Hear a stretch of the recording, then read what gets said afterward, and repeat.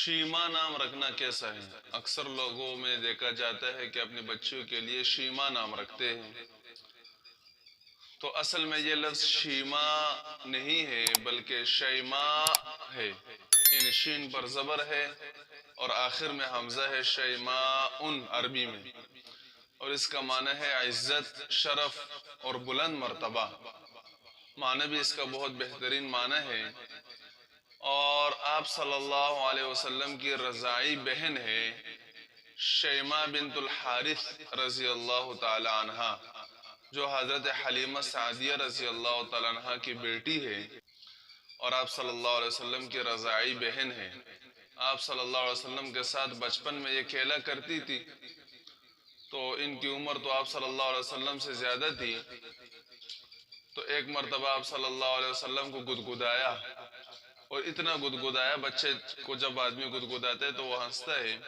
لیکن اتنا گدگدایا کہ آپ صلی اللہ علیہ وسلم نے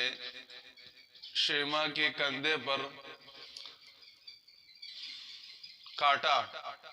شیماء کے کندھے کو کاٹا، جس کی وجہ سے آپ صلی اللہ علیہ وسلم کے دانت مبارک کا نشان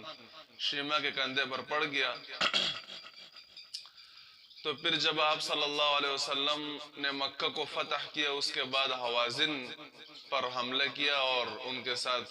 جہاد کیا، تو حوازن کی کچھ قبائل گرفتار ہو کر آ گئے، جن میں شیماء بھی تھی۔ تو شیماء اس وقت بوڑھی ہو چکی تھی،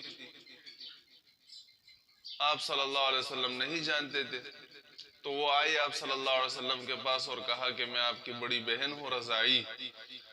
اور وہ نشان بھی دکھایا کہ آپ نے یہاں پر بچپن میں مجھے کاٹا تھا، ابھی تک وہ نشان موجود تھا۔ تو آپ صلی اللہ علیہ وسلم کی آنکھوں میں آنسو آ گئے،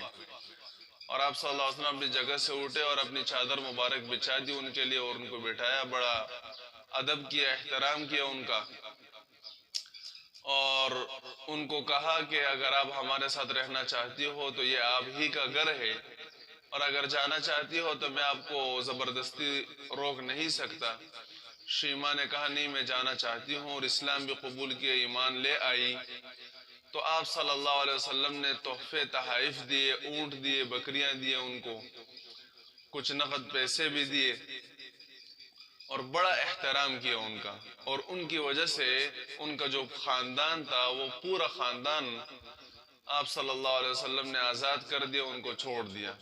کچھ بھی نہیں کہا۔